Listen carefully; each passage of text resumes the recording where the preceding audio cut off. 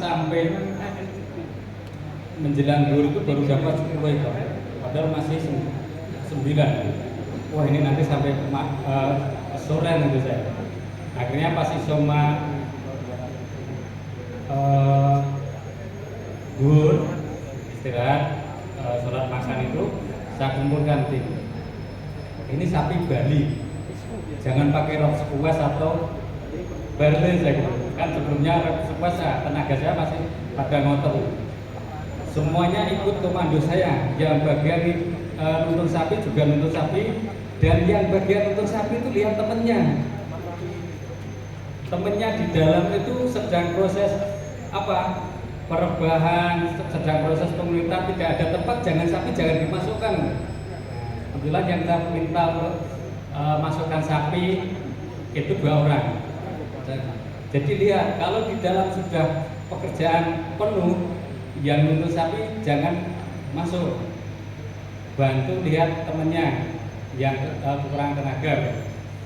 Kemudian saya koordinasi itu, kemudian semua ini jenisnya sapi Bali. Tahun kemarin masih sapi Bali. Sapi Bali itu jangan di rock squash, lakukan jumper. Jadi saya minta jumper semua. Jadi ada yang yel, kamu ikuti saya saja, nanti pekerjaan selesai. Akhirnya di jumper itu jam 1 mulai, setengah 3 selesai. 1,5 jam 9 ekor sapi. 3 gesper ya, 3 gesper. 3 ekor seperti di LPH itu. Saya gesper itu 1,5 jam 9 ekor selesai. Jadi setiap masuk tempat itu saya bikin di WNS itu kan 3 tempat. Jadi perbaikannya 3 tempat. 1, 2, 3. 1 direbahkan, sembelih, berikutnya sini bakar, sini bakar. Yang pertama tentu sudah mati sempurna, saya geser ke tempat yang sejuk, yang teduh. Kalau belum mati sempurna, kan secara keselamatan kemarin tidak boleh dipindah, tidak boleh dieret-eret itu kan. Jadi saya pastikan mati sempurna baru dipindah. Mati sempurna pindah, yang nuntun sapi masukkan, akhirnya cepat itu. Di situ saya juga mengkondisikan yang bagian nguliti, yang bagian mengikat sapi. Tetapi dikala ternyata semua ikat sapi selesai, tidak disembelih dan ngulitinya kekurangan tenaga, mereka bisa membantu. Tapi yang tugas pokoknya masing-masing nanti kembali ke posisi masing-masing. Jadi saya begitu kan dalam alhamdulillah lancar begitu. Mungkin Pak Anam juga, Pak Panitia, Pak U juga Anda bisa menyaksikan itu 19 ekor selesai cepat ya Pak. Gitu. Dan yang terpenting kalau seorang Julia itu sudah nyembelih terus ditinggal pergi atau tinggal duduk, tinggal minum, itu tidak. Tetapi saya tetap juga membantu mengawasi, dan saya biasa nguliti, menurunkan daging, dan saya biasanya lebih cenderung melihat tim saya itu bagaimana. Oh, timnya itu komunitinya kesulitan, pisaunya ternyata kurang tajam. Saya ganti pisau saya yang saya asal tadi, saya asain. Jadi saya makanya di Julia itu di unit kompetensi yang ke-8 itu bagaimana dia Julia itu bisa memilih pisau yang tepat, ketajamannya bagaimana. Begitu. Jadi saya ada satu perangkat itu untuk tim ini. Oh, itu pisaunya kurang tajam. Makanya kalau pisau tidak tajam itu proses ngulitnya juga lama Pak. Jadi kalau pisaunya tajam, namanya selis kertas itulah, itu ngulitnya juga akan lebih cepat. Jadi seorang Julia juga harus bisa ngasah gitu. Walaupun ngasahnya kadang yang penting tajam, tapi kalau di SKKNI itu tidak sekedar tajamnya, tapi melihat prosesnya. Saya dulu pas Serkom itu ada teman dari Juleha Bekasi itu jago ngasah Pak. Tapi pas Serkom dia dapat pengujinya, asesornya itu menguji ngasah. Kalau dia ngasah biasa itu yang penting tajam, tidak sesuai SKKNI. Pas Serkom diuji, ngasahnya parah ini. Akhirnya benar. diuji ngasah saja dari jam 8 pagi sampai jam 11 malam. Kalau tidak ujian dia ngasahnya jago. Aku begitu di Serkom bubar. Jadi seorang gila itu punya kemampuan tadi melihat timnya mengkoordinasikan tadi. Ini membagi tugasnya sesuai tanggung jawab masing-masing, dan kita harus membagi tugasnya juga melihat skill dari tim. Saya punya tim yang inti itu paling sekitar 6 sampai 8 orang. Ini tim inti saya. Pekerjaannya tidak cuma di Idul Kurban, karena kalau Idul Fitri saya juga jualan daging. Nanti kalau bapak-bapak pas Idul Fitri H-2 biasanya H-2 H-3 saya biasanya potong sapi sendiri di rumah, karena pekerjaan saya selain sebagai pegawai WNS, PLP, itu saya juga peternak gitu.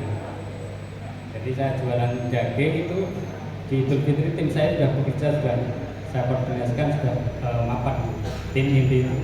Nah, tim inti ini kadang kalau pas saya punya job Idul Kurban beberapa tempat saya sebar paling enggak di seperti tadi tahun 2023 itu saya punya 28 ekor sapi yang harus saya selesaikan hari itu di 3 tempat. Di 3 tempat. Satu itu di perumahan Pak mantan rektor, yang satu di kampus mintanya bersamaan, yang satu di lapak saya gitu. Semuanya kan minta hari itu. Kalau saya tinggal satu, yang di Pak mantan rektor itu belinya sapi dari tempat saya dan sekaligus suruh membelikan, dan itu sudah langganan sejak 2016 sampai 2015 itu sudah langganan.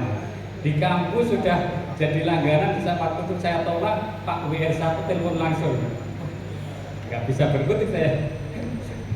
Nah, terus yang di lapak saya juga gitu, pelanggan minta hari itu, kalau enggak sapi saya nggak laku, pindah tempat gitu. Akhirnya saya kumpulkan tim inti, saya cari tambahan tim, tapi yang tim itu sebagai pokok tetap saya koordinasi, saya pantau terus. Yang di Goro 4 ekor, kamu mulai jam 7, ya, nanti sambil nunggu pembelinya, paling jam 7 sudah siap, paling membeli jam 8, jam 10 harus sudah selesai dan merapat ke kampus. Yang di tempatnya Pak mantan rektor, Pak Rafiq itu rumahnya itu, jam 7 saya mulai, saya sembelih 3 ekor, jam 8 saya sudah di kampus. Di kampus jam 8 saya mulai, sampai tadi jam duhur itu dapat 10. Kemudian tim saya panggil, saya kumpulkan tadi isi sofa, saya jelaskan, akhirnya selesai 9 ekor 1,5 jam. Jadi itulah mengkoordinasikannya. Nah, memposisikannya, teman yang biasa pegang sapi, yang biasa mengelola sapi, jadikan tukang penuntun sapi, memasukkan sapi ke area. Kalau dia orangnya besar, tinggi, tapi belum pernah pegang sapi, ya, kalau dia nggak berani pegang sapi, ya jangan dipaksa. Belum tentu tubuhnya besar itu berani pegang sapi. Oke?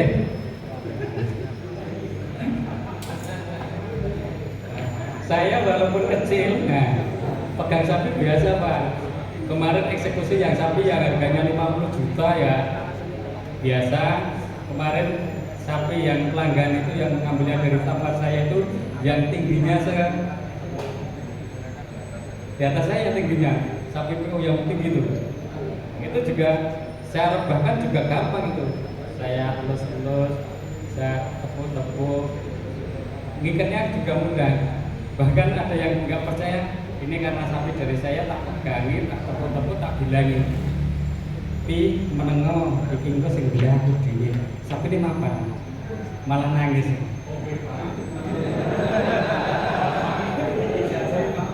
Makanya yang biasa pegang sapi suruh pegang sapi, yang pinter tali temali dia ditugaskan untuk tali temali biar cepat gitu. Kan talinya macam-macam ya Pak. Jadi dipegangkan di bagian itu. Julianya memantau, memandu, dan apa Pak? Menyembelih. Terus yang tenaganya kuat itu ya suruh pegang kepala. Kalau pegang kepala nggak kuat, begitu baru mau ditarik seperti di kemarin itu kan montir. Nah, begitu Bapak-Bapak. Jadi fungsinya mengkoordinasikan. Perlu dipraktekkan, ada yang jadi sapi, ada yang tukang nuntut. Yang penting nanti kalau ditanya itu yang fungsi mengorganisasikan ini Bapak-Bapak apa? Siapa saja yang terlibat dalam penyembelihan? Nuntut sapi, tali temali, terus kendali kepala, terus koordinatornya juliannya, gitu ya. Ini briefing itu penting. Saya biasanya sebelumnya saat tim saya kumpulkan di rumah. Siapa yang nggak datang besok nggak terlibat. Ini untuk mengetahui tanggung jawab masing-masing. Kalau tim itu tahu tanggung jawab masing-masing, dia akan langsung bekerja sesuai tanggung jawabnya masing-masing. Ini kita waktu koordinasi dengan kepala LBH yang di Kaliosor. Ini kepala LBH-nya baru bisa nyembelih waktu RBH ini kita pakai. Karena dia nggak, walaupun kepala LBH dia nggak berani nempur sama yang punya sapi. Begitu saya pakai untuk latihan, Pak, besok saya ikut dia nih. Bahkan punya pisau itu dipakai pertama kali dan baru tuh dan ngiris tangannya sendiri. Nah, karena di sini saya kasih sarung tangan baja, habis nyembelih, gitu. Kok pisaunya ada darahnya, eman-eman. Dilatih itu dipindah tangan. Jadi tadi dilatih. Setelah itu nggak pernah berangkat lagi ke RBH.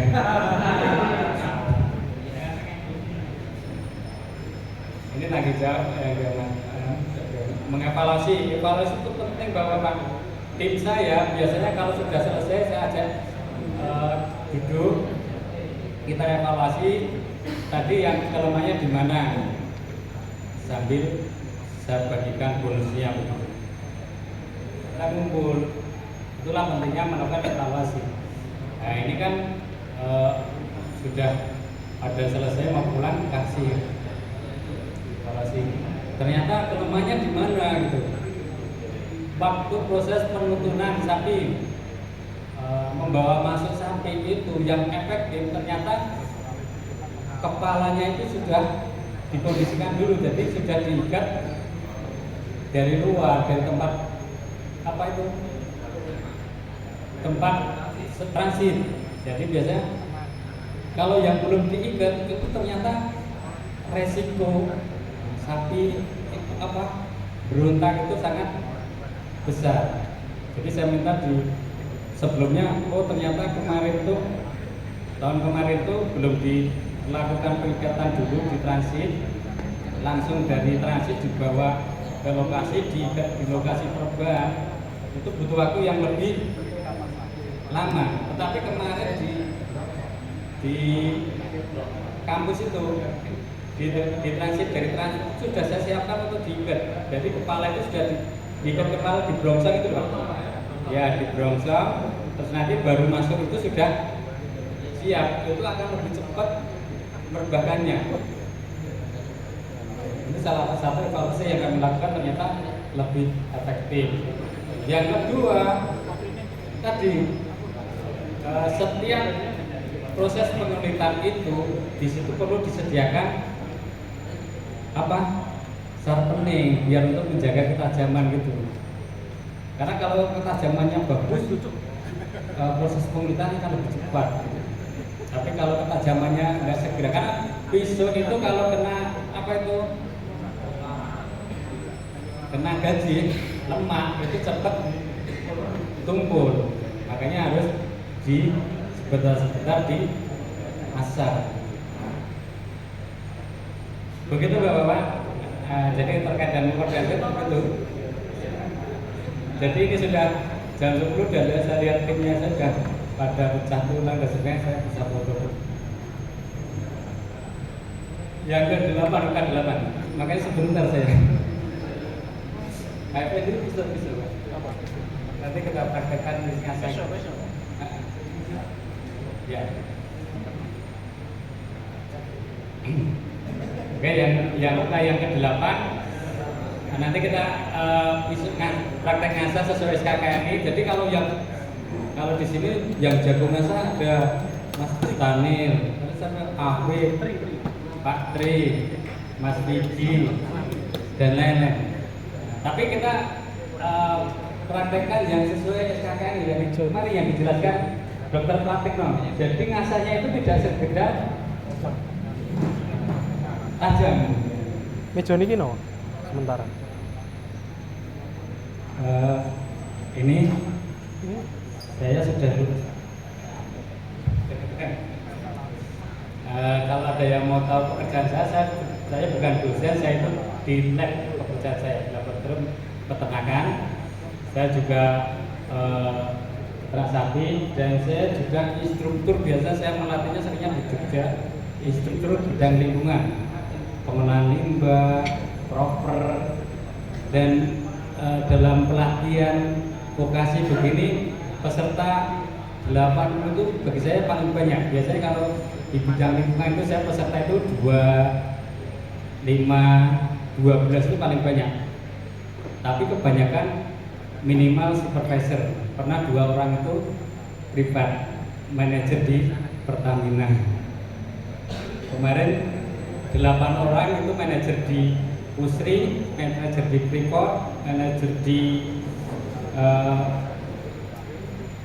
Python, manajer di Pidar, dan yang di Usri saya dapat link akhirnya mahasiswa boleh magang di sana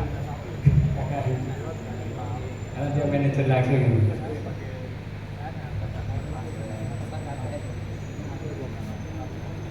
Jadi itu saya instruktur di bidang lingkungan itu sudah sejak tahun kemarin.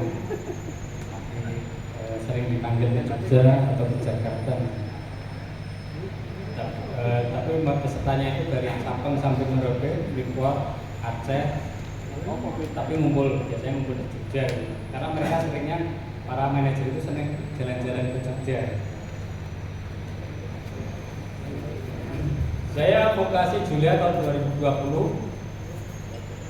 Tapi saya nyembelih sapi pertama tahun 2002. Waktu itu saya nyembelih sapi dengan pisau yang seharga 20.000. Golden Face.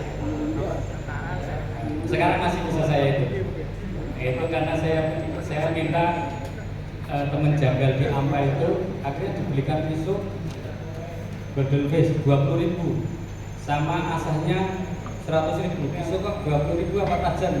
Akhirnya dibawa pulang biasakan tajam. Jagal-jagal Ampa itu biasanya pakai gede. Saya memberi pelatihan Juleha penyembelihan ini pertama itu tahun 2018 di rumah sakit Baru Kuning. Dan saya waktu itu 2018 materinya juga minta ke dokter Pratikno. Saya kenal dulu tahun 2013 waktu diskusi nasional terkait dengan peternakan sapi potong di Indonesia di Surabaya waktu itu.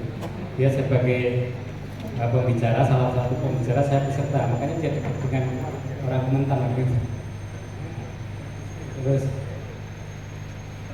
2018 saya ngisi pelatihan Julia itu penyembelihan halal. 2019 saya juga ngisi diminta di Bloro. Waktu itu suratnya masuk kampus, kemudian ada teman dosen yang protes. Ada yang protes. Nah, ini kok belum punya sertifikat Julia kok suruh ngisi Julia. Akhirnya saya nyari sertifikat Julia dan tahun 2020 saya Januari ikut vokasinya. Tahun 2020 bulan Maretnya saya ikut serkomnya di Cinagara. Saya pulang Serkom itu hari Minggu, hari Rabunya lockdown itu.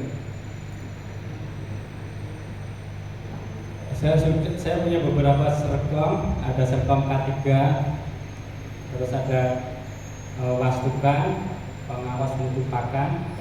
Karena saya punya peternakan kan penting terkait kualitas pakan. Dan ini gratis Pak, saya dapat biaya dari Dikti, ini dapat biaya juga. Kebetulan saya Serkom ini dapat gratisan semua.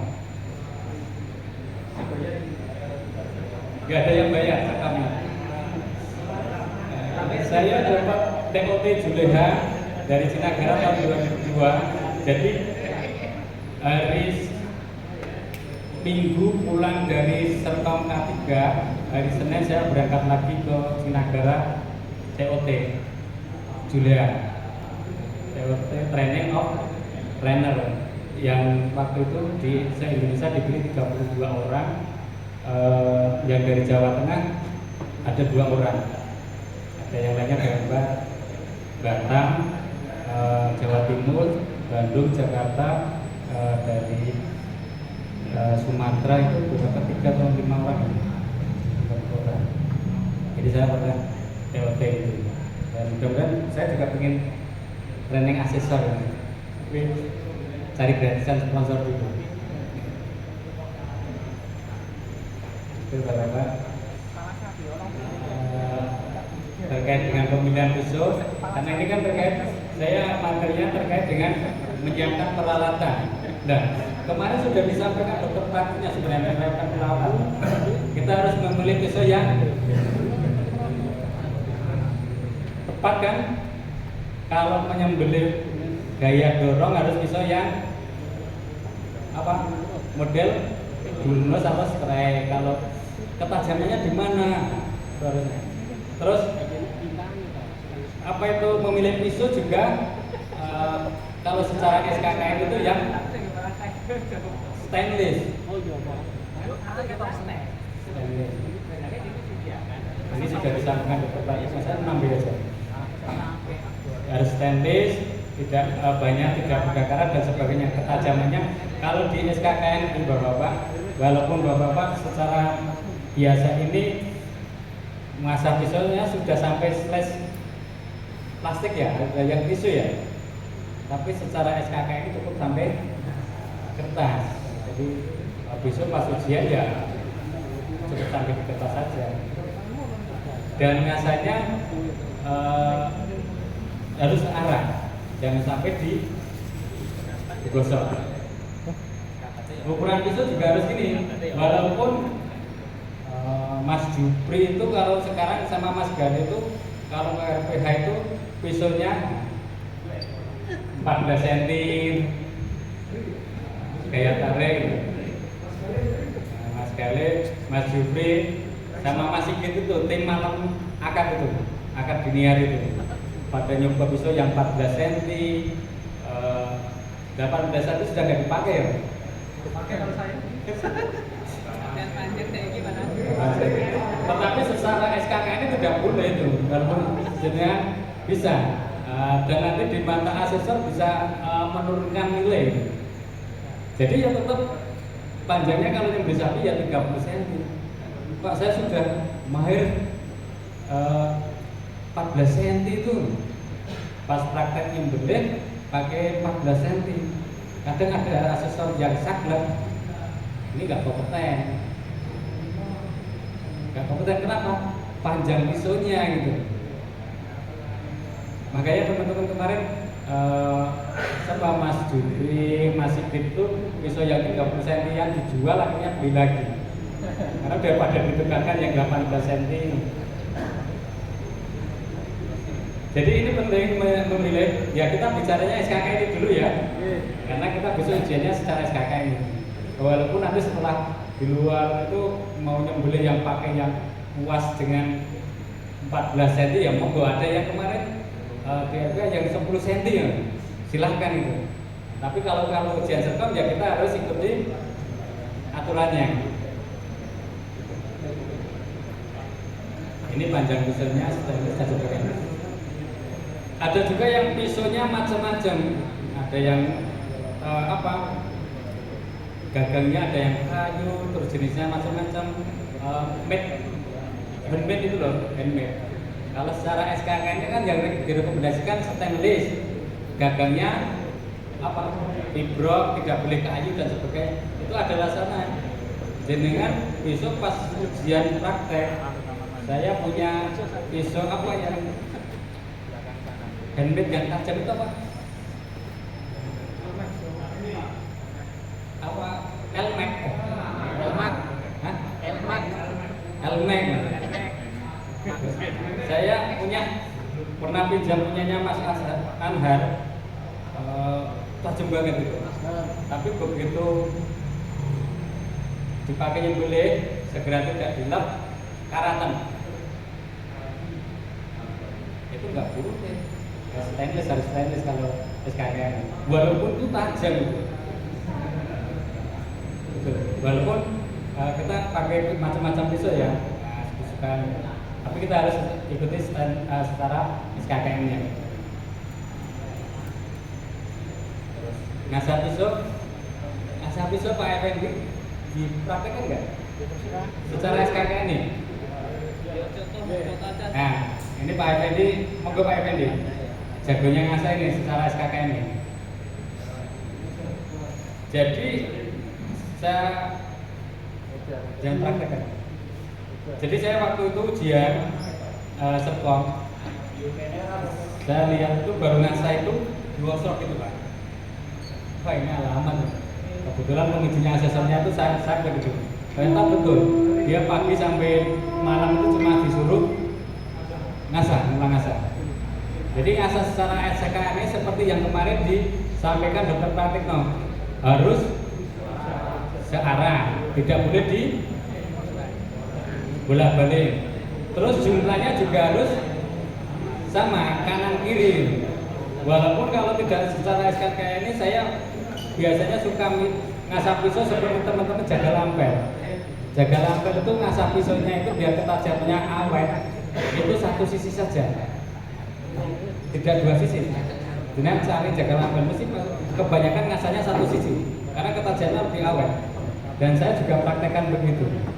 Tapi kalau ujian SKKN ini tetap 2 sisi, kanan kiri harus sama. Sudutnya juga harus diperhatikan sekitar 20 derajat itu. Terus batu asanya kan seperti yang disampaikan Dr. Praktek kemarin harus bertahap dari yang kasar, sedang, halus. Monggo itu bisa kelaliran dulu. Ya sedang gitu. Assalamualaikum warahmatullahi wabarakatuh. Ya, kita langsung aja ya. Ini sekedar bocoran saja,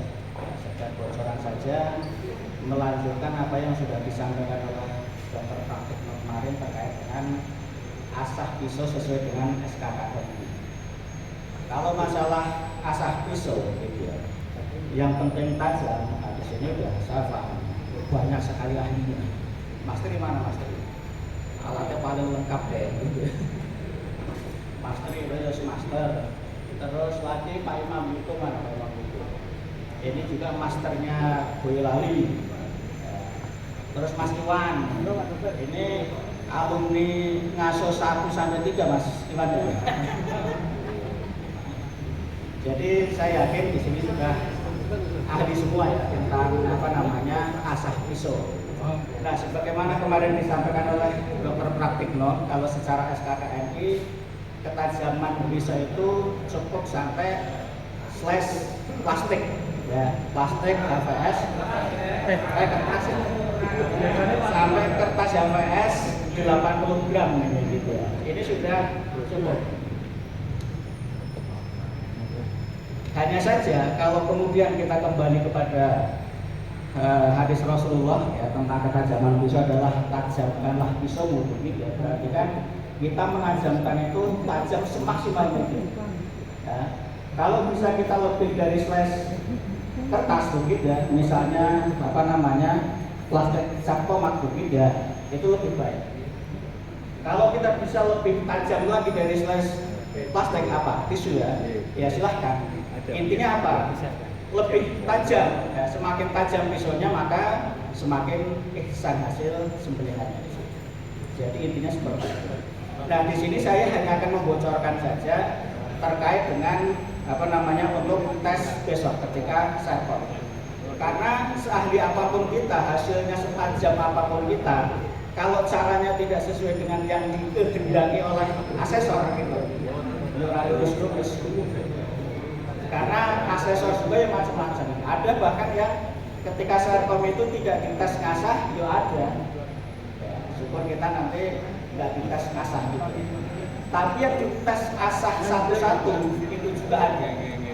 Nah kebetulan dulu saya waktu serkom di Jogja itu apa namanya tesnya itu bareng.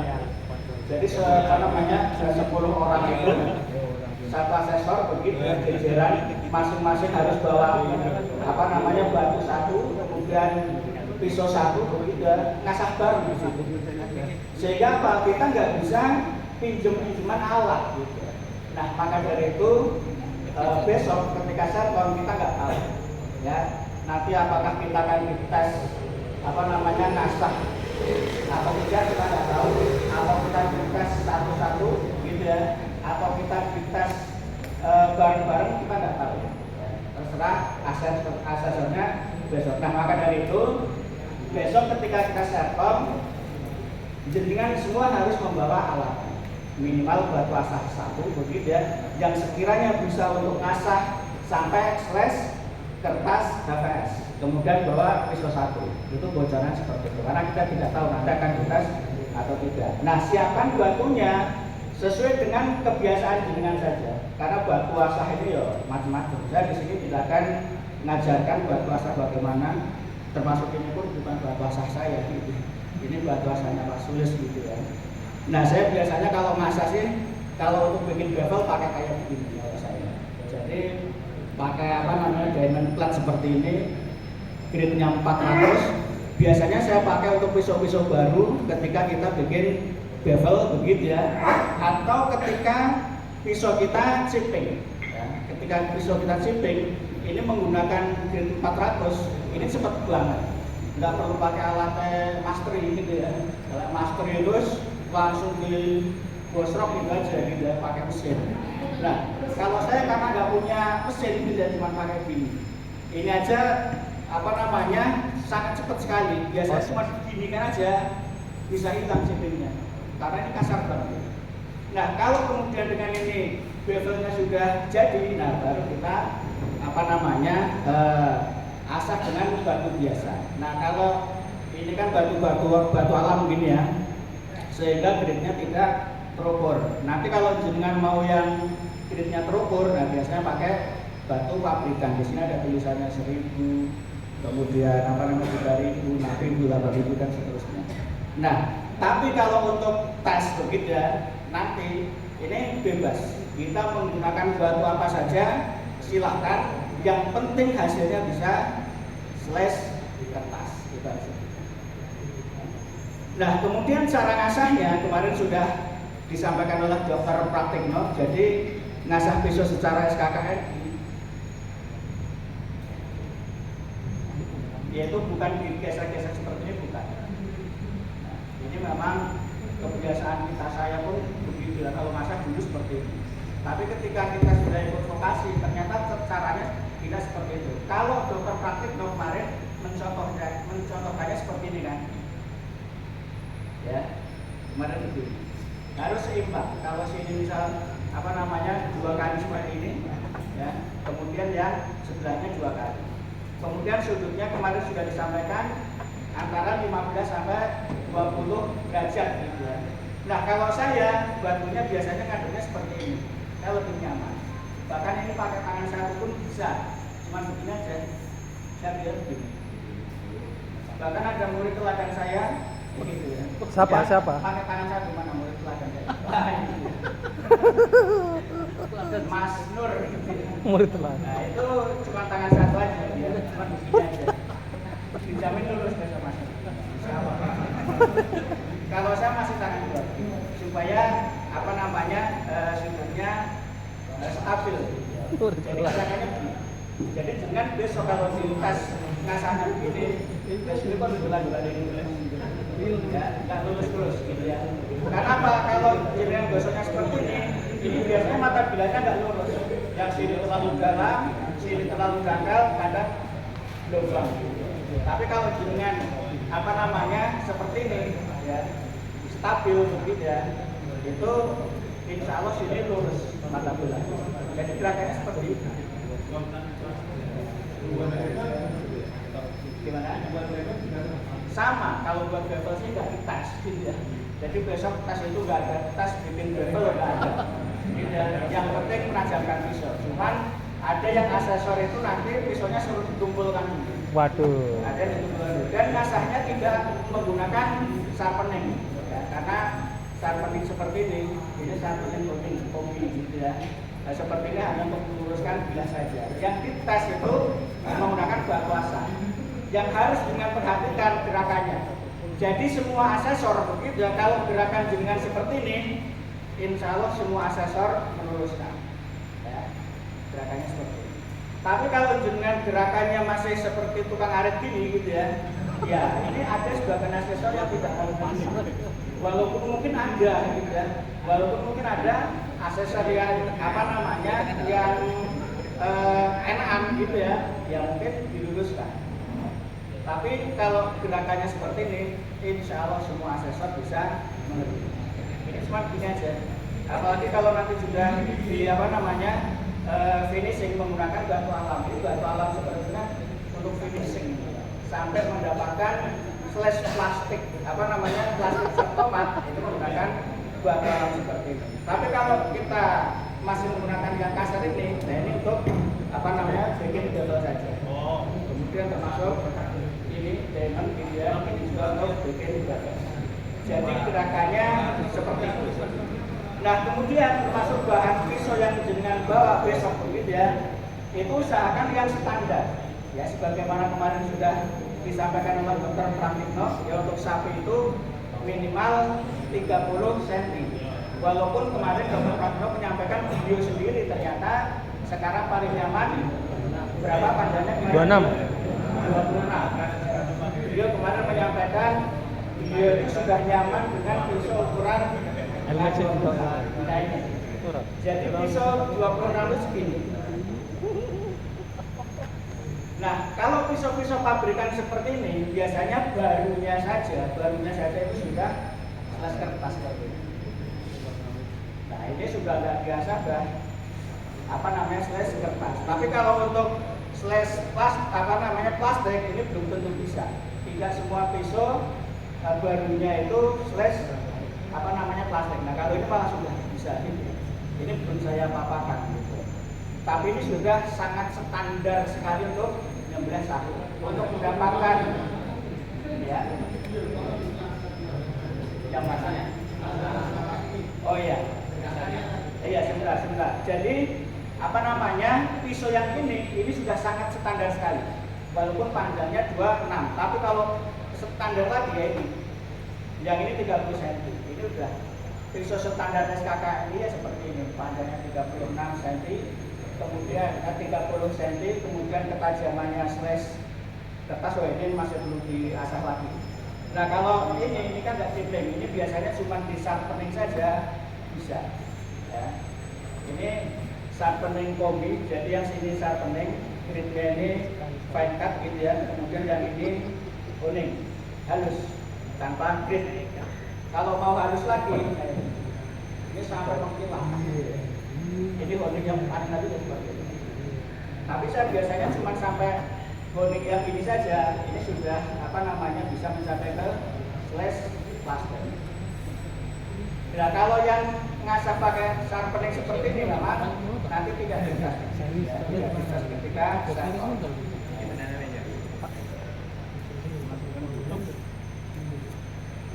dan biasanya kalau dengan sharpening saja mungkin ya Yang pisau-pisau baru ini sudah bisa apa namanya plastik. Nah, kalau ini belum. Nah, kalau yang ini bisa karena beda merek gitu ya. Ini sur bisa, ini SE premium gitu. Nah, kalau yang tadi apa namanya cara ngasah suruh diulangi tadi ya. Ini yang gerakan yang paling penting aja. Yang paling penting cuma di sini aja. Gerakannya seperti ini. Pak, tanya Pak. Ya. Kita kemarin di Serangkai Kota Reko kan harus minimal 3 batu ya. 3. Dari satu kasar, benar, terus halus. Ya. Biasanya itu kan kasar itu untuk bevel. Ya.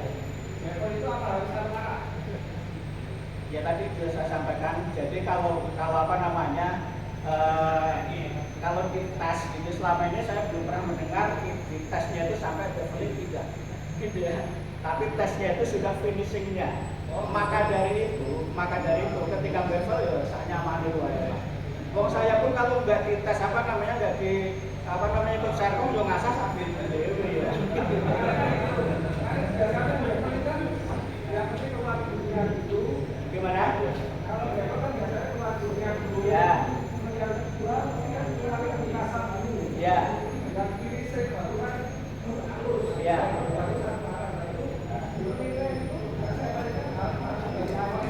Iya. Ya idealnya begitu. Apa harus satu arah? Idealnya begitu. Tapi nyuwun sewu, menurut pengalaman saya, pengamatan saya gitu ya. Asa saya itu tidak lebih pintar dari jenengan. Saya yakin itu. Nyuwun sewu, istilah gur, istilah beveling apa dan sebagainya, malah mereka berpaham apa ya orang tidak. Tapi intinya di hasil fisiknya Iya, ya. intinya kalau dengan dimasak serkom gitu ya, yang dinilai apa? Gerakannya, ya gerakannya seperti ini yang dinilai sama hasilnya slash kertas saja. Karena setahu saya biasanya itu kalau ngasah itu punya mazhab sendiri-sendiri ya Pak, punya gaya sendiri-sendiri. Nah maka dari itu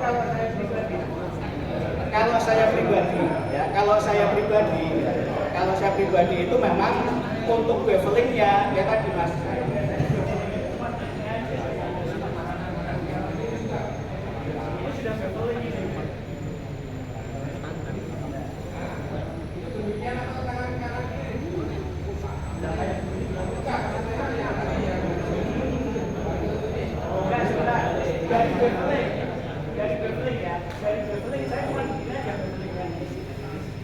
Saya tekan saja, walaupun pisau ini pisau cilik gitu ya, saya tekan dengan grip 400 ini nanti lama-lama ya hilang chippingnya itu.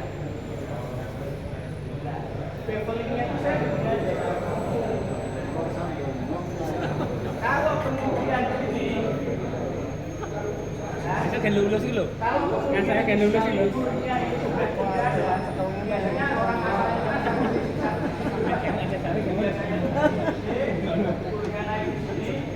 Nah, biasanya seperti itu Pak. Nah, jadi biasanya dari saya belajar di mastery ini biasanya satu sisi dulu Pak.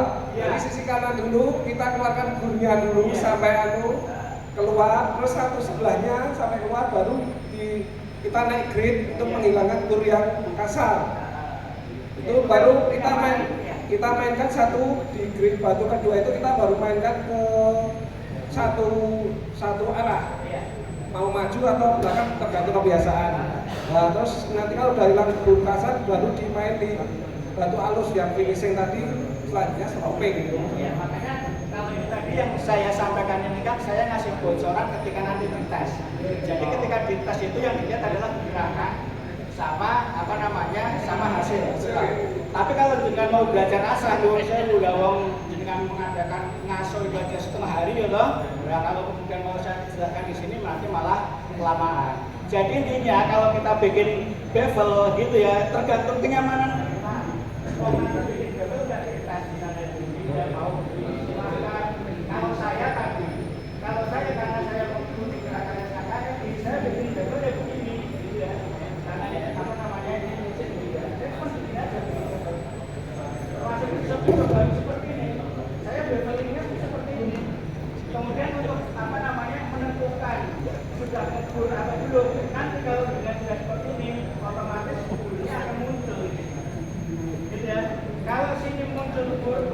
dengan item seperti ini, bunyinya balik ke sini, ini sudah jadi bevel. Gitu. Jadi kalau bunyinya sudah masih ini kok belum mencukur, itu berarti belum jadi dengan bevel. Tapi semakin lama seperti ini, gitu ya, nanti lama-lama bentuknya ke sini. Begitu bunyinya balik ke sini. Nah kalau sudah jadi seperti itu, baru kita naikkan ke batu masa, yang 1000, 3000, 6000, 8000 bebas. Kemudian predisinya baru menggunakan pisau-pisau asam batu bokor seperti ini. Yang harus seperti itu. Nah kalau sudah menggunakan ini memang tinggal ditempel saja dan tidak kanan. Biasanya kan begitu. Kalau kita masih beveling, ini kan ditekan supaya bunyinya keluar, gitu ya. Tapi kalau sudah menggunakan batu finishing seperti ini, batu bokor seperti ini tinggal ditempel kanan seperti ini. Kalau kanan sama hasilnya, sama kan kalau sudah Ya, Ustaz, saya hanya mau tanya untuk masalah gerakannya tadi. Ini biar teman-teman juga tahu sekalian. Untuk masalah gerakannya itu tadi hanya khusus di ujung pangkal ditarik ke ujung pisau ditarik ke pangkal atau bisa sebaliknya?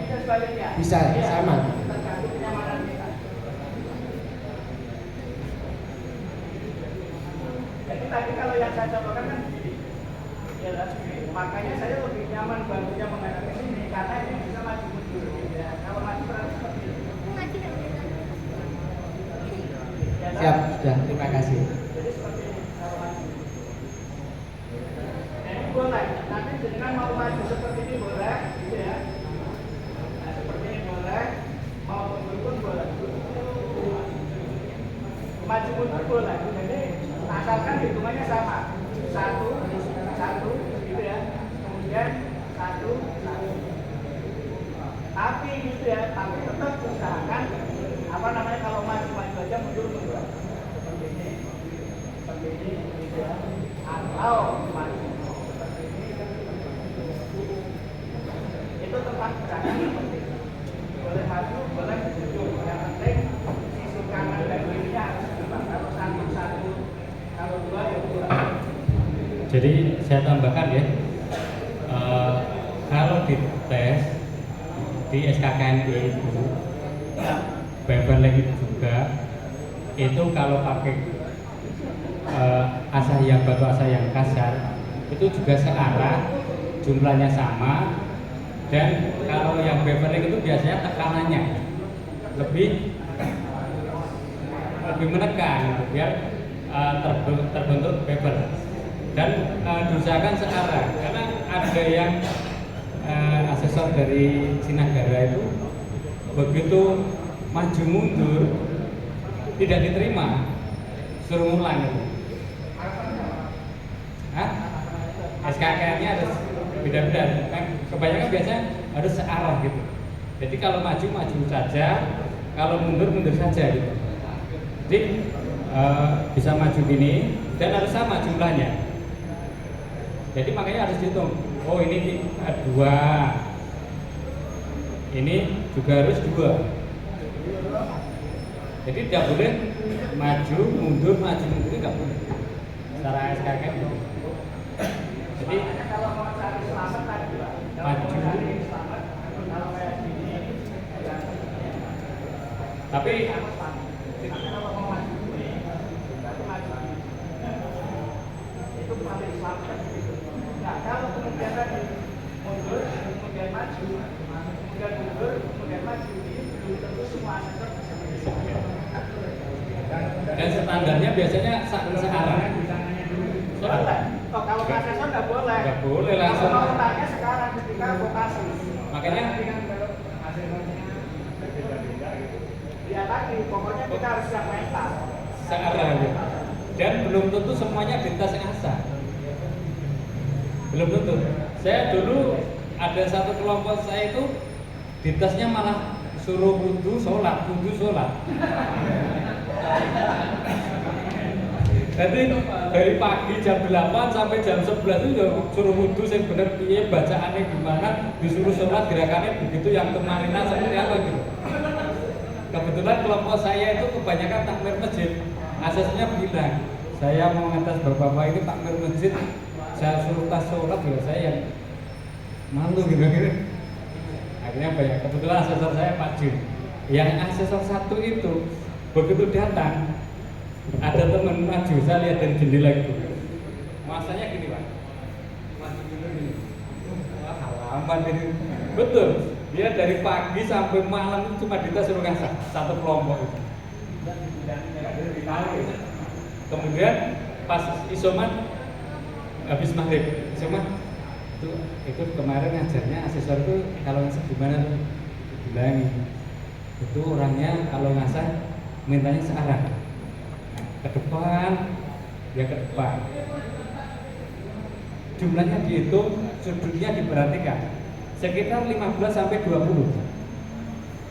Jangan sampai mepet.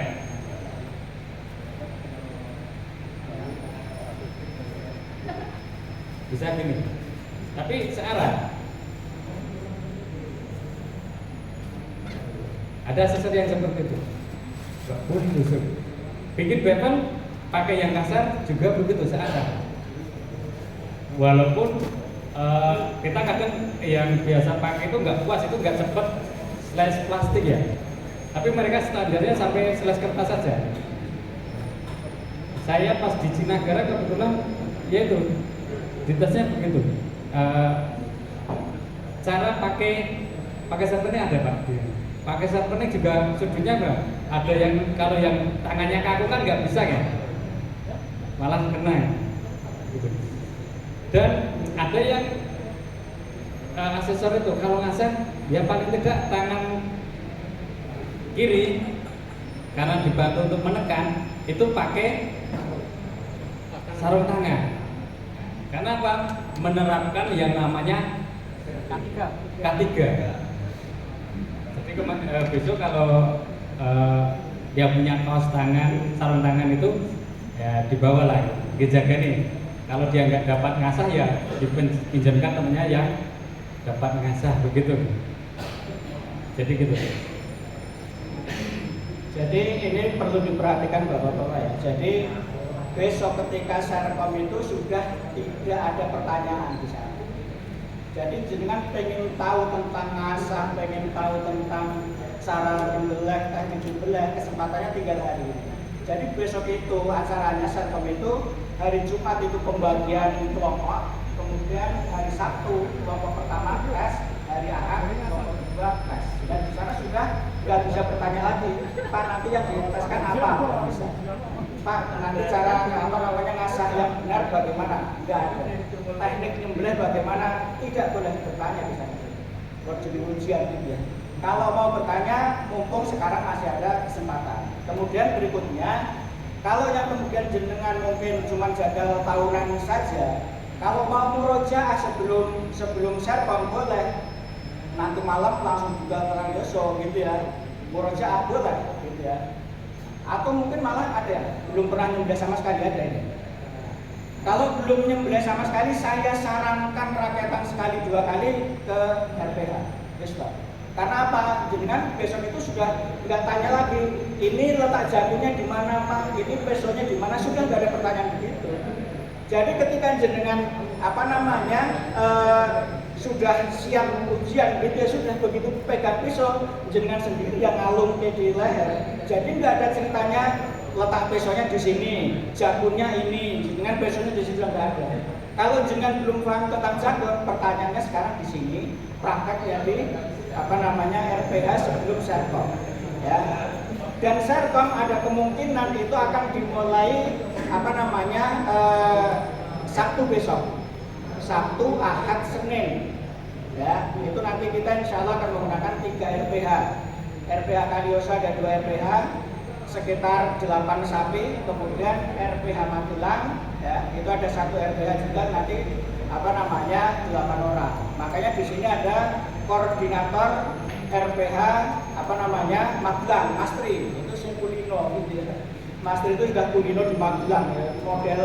Model leher sapi kayak apapun, model apa namanya lehernya geletak atau gantung atau rumah gitu, Mastri udah hafal gitu ya, di sana. Tapi kalau kemudian sebelum malam Sabtu jenengan mau murojaah dulu di Magelang, monggo ikut Mas Tri. Ya Mas, bisa menjadwalkan Mas ya. Nah, jadi apa namanya, kalau jenengan pengen ikut apa namanya tesnya di Magelang, silahkan murojaahnya di Magelang. Kalau ingin tes di Kalioso, silahkan murojaahnya di Kalioso, karena nanti model peregangan lehernya beda. Kalau di Kalioso itu uang apa namanya belajar banget ya memang di Kalioso. Jadi posisi leher itu sudah menarik kanan kiri saja. Tapi kalau di Magelang itu nanti model kepalanya kan di rumah dipuntir, di rumah kayak gitu ya. Dan ada sapi-sapi tertentu yang tidak punya tanduk, kepalanya tidak terasa di rumah kayak lehernya cuma diletak di lantai begitu aja. Nah kalau kita sudah belum terbiasa dengan leher diletak, ya kesulitan. Apalagi kalau pisau yang dengan siapkan pisau-pisau panjang seperti ini, wes tanya enggak gitu ya. Nah kalau kita pengen lehernya leher yang diletak di lantai, ya pisau-pisaunya pisau-pisau pendek.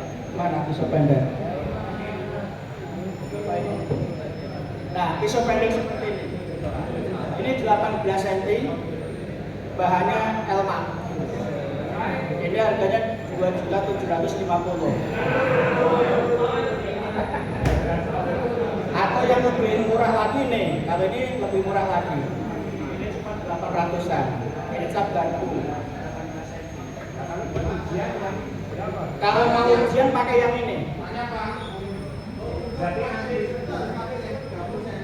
30. Ya. 30 atau 26 boleh. 26 yang seperti ini lah. Kemudian kalau yang 30 yang seperti ini. Ini standarnya seperti ini. Jadi apa namanya, kalau masalah halal-halalnya pakai golok ya halal gitu ya. Tapi kalau kita ujian Serkom, usahakan bahan stainless seperti ini, pisau pabrikan. Insya Allah kalau pisau pabrikan semua asesor bisa menerima ya. Tapi kalau golok belum tentu semua asesor bisa menerima, karena ada asesor-asesor yang kaku, harus stainless itu gitu ya. Jadi seperti itu. Makanya besok bawanya pisau apa namanya stainless seperti ini. Nah, ya, nggak ada, lebarnya tidak ada. Yang penting apa namanya seperti ini deh. Panjangnya 30 cm, bahannya stainless steel, gagangnya jangan kayu, ya. Karena kalau kayu kemarin sudah disampaikan, kalau kayu itu rawan bakteri dan juga apa namanya kalau kena basah biasanya licin kemudian gitu ya. Makanya ini kemarin saya waktu ini apa namanya gagangnya kayu juga gitu ya. Kemudian saya rehandle menggunakan Unicom. Jadi begitu. Andaikan kayu boleh begitu, tapi yang sudah dipernis, misal kayak kayu pernisan seperti ini. Kayu boleh. Tapi sudah dipernis seperti ini. Tapi nyuwun sewu, belum tentu semua asesor bisa menerima. Ya sudah. Gimana? Boleh. Gagang mikarta seperti ini boleh. Ini gagangnya mikarta, bukan kayu ini. Kemudian gagang Unicom boleh juga. Ini Unicom. Plastik ya, kalau plastik ya sudah umum gitu ya. Ya kalau itu walau saya nggak bisa menjamin semua asesor bisa menerima ya. Ini.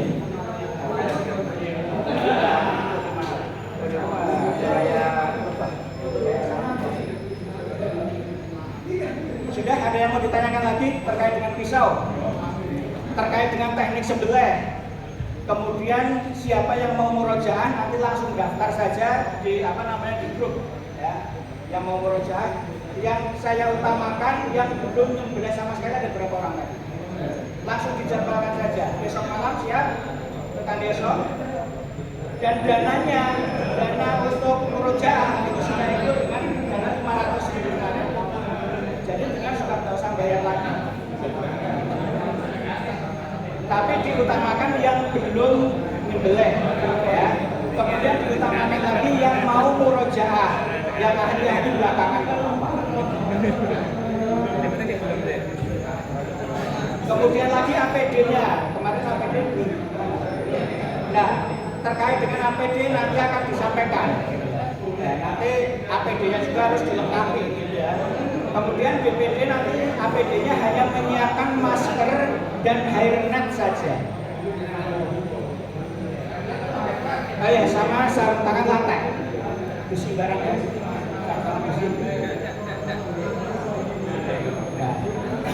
Jadi nanti panitia itu yang menyiapkan satu-satu itu setiap peserta dapat, yaitu ketika saya memakai hairnet, masker, kemudian sarung sarung tangan karet, ya, headstone, nanti dapat satu-satu. Nah kemudian yang jenengan siapkan, terutamanya yang jenengan sendiri-sendiri siapkan, peso jelas, asahan jelas, kemudian sepatu boot yang yang safety, ada mesinnya di depan, kemudian sama apron, itu yang wajib jenengan miliki sendiri. Adapun misalnya kayak helm, kemudian sarung tangan begitu ya, itu nanti boleh saling pinjam nggak apa-apa. Ya. Syukur-syukur punya sendiri-sendiri. Gimana? Sekabat kalau ada pakai, karena ya tadi asesor ini juga nanti ada perbedaan pendapat di kalangan asesor. Ada asesor yang membolehkan kita hanya bawa satu pisau saja. Kemarin misalnya Dr. Praktino, kalau dengan mengamati penyampaian beliau begitu ya, ketika nyembelih pesonya ucul gitu ya, kalau masih memungkinkan pesonya dipakai ya ambil lagi, dilanjutkan lagi, kan begitu kemarin. Tapi nanti kalau jenengan ketemu dengan asesor yang killer, jenengan harus punya 2 pisau dan 1 sekabat. 1 sekabat yang isinya 2 pisau. Jadi kalau pisaunya 1 ucul, bisa ambil yang satunya lagi. Itu begitu. Nah, berdoa saja begitu ya. Berdoa saja semoga asesor itu tidak menuntut kita punya sekabat dan tidak menuntut membawa 2 pisau. Gitu ya. Kalau pengalaman saya kemarin sih cuma 1 pisau aja. Sudah, nanti pertanyaan teknisnya bisa ditanyakan ke pemateri berikutnya. Ada Pak Sodes, kemudian nanti masih ada Pak Sony, kemudian masih ada asesor berikutnya. Demikian. Begitu tadi Bapak terkait dengan pemilihan perawatan ya, jenis pisaunya, panjangnya, cara ngasahnya. Yang penting cara ngasahnya searah, tekanannya mulai dari seperti yang disampaikan Dr. Praktino, mulai tekanan yang kuat untuk membentuk bevel, kemudian dikurangi, dan paling ringan tadi yang untuk finishing gitu. Itu bisa diperhatikan. Terus terkait dengan APD, ini kadang juga nanti disampaikan oleh pemateri berikutnya. Jangan perhatikan pemakaian APD urutannya. Jadi yang pertama itu apa dulu yang dipakai? Apakah sepatu, apakah apron, itu ada urutannya. Nah, kadang ada yang asesor itu jeli, cara makainya tidak berurutan, itu suruh ngulang lagi. Jadi pakai APD, pakai sepatu, apron, hairnet, masker, helm, sarung tangan. Nah, itu cara mulai memakai dan melepaskan itu ada urutannya. Nanti disampaikan oleh pemateri berikutnya, itu diperhatikan. Kalau perlu ditulis urutannya satu apa memakai dan melepas. Kadang asesornya ada yang jeli di situ. Ya, tapi nggak perlu takut aman begitu. Karena suruh ulang sampai benar gitu. Terus pakai pisau tadi sudah, cara ngasahnya juga sudah. Alasannya kenapa tadi harus tidak boleh kayu, karena terkait dengan kontaminan tadi. Panjang pisau penting terkait dengan, kalau ditanya kenapa pakai pisau yang 30, ada alasan yang paling tidak 1,5 meter leher. Gitu. Ada lagi sebelum isoman? Cukup ya? Cukup.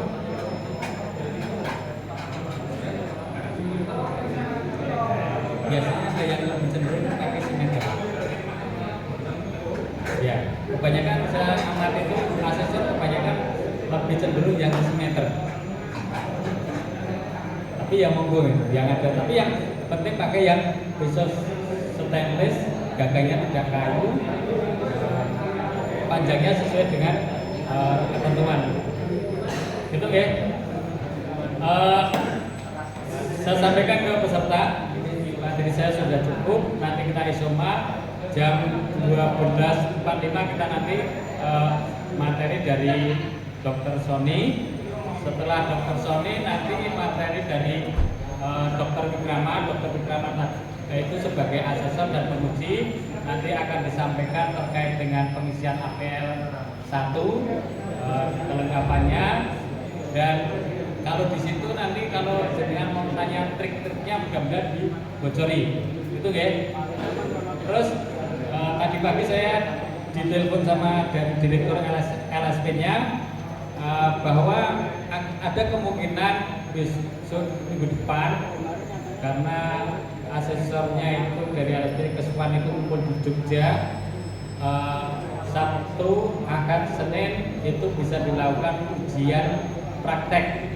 Dan saya tawarkan tadi ada yang di RPH Magelang dan ada di Kalioso. Jadi sebelum hari Sabtu, jadi ini ada malam Senin, Selasa, Rabu, Kamis, itu teman-teman yang belum pernah melakukan penyembelihan atau yang pengen melakukan penyembelihan biar tidak grogi, silahkan nanti bisa finish di grup, bisa hubungi panitia. Nanti kita akan fasilitasi. Kalau saya sarankan biar proses ujian prakteknya cepat selesai, yang terbiasa ke RPH Magelang, saya sarankan di sana gitu. Nanti tadi saya minta Ustaz Effendi untuk menyampaikan di booking di RPH Magelang terkait dengan administrasi juga kami minta untuk di-clearkan. Jadi nanti biaya sudah kami siapkan. Gitu ya. Nanti yang penting panjenengan semua saya harapkan bisa lulus Serkom, termasuk saya juga ya, saya perpanjang itu. Nanti kita ke RPH praktek begitu bisa sekali gitu. Di RPH Kalioso setiap malam nanti dijadwalkan sekitar 6 orang, 6 sampai 7 orang, kecuali malam Sabtu itu bisa sampai 8 orang. Lainnya itu paling 6 sampai 7 orang. Kalau di RPH Magelang kita jadwalkan ke sana itu paling tidak 8 orang untuk ujian prakteknya. Betul. Jadi ujian prakteknya langsung dibeli sapi satu-satu. Betul nggih? Nah, sudah di RPH gitu. Makanya kita connect ke RPH tersebut untuk proses ujian prakteknya. Mungkin itu dari saya.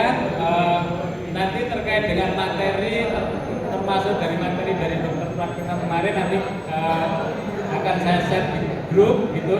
Tapi kita kumpulkan dulu gitu, materi-materi itu.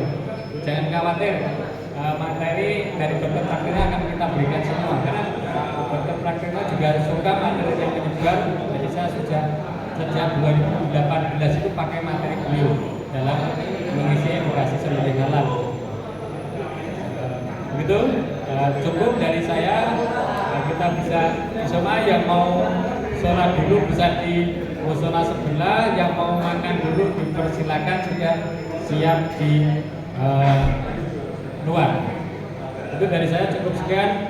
Wassalamualaikum warahmatullahi wabarakatuh. Monggo yang mau sholat dulu. Ini juga makanan baru saja datang. Kalau mau makan, ya monggo. Kalau mau ngobrol ya di umum Pak Sulis masih di depan monggo.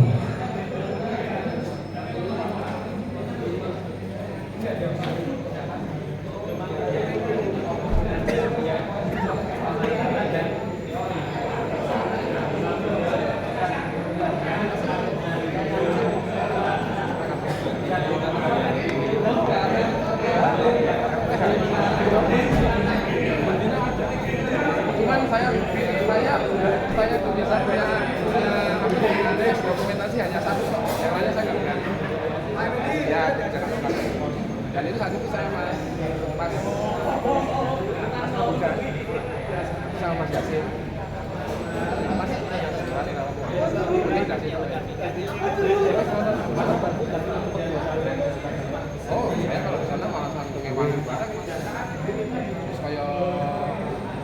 Bang. Bali masih pegawainya kayak pegawai. Sehingga ya, kenapa? Ya saya pikir ya alhamdulillah saya akan orang banyak kan urutan untuk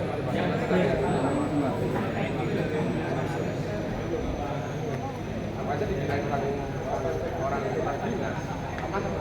Yo, enggak aku juga enggak tentu. Saya juga dari mana? Apa namanya posting ya? Biar apa dulu deh? Kenapa kamu begini? Biar apa? Ada jam 11 sama jam 4.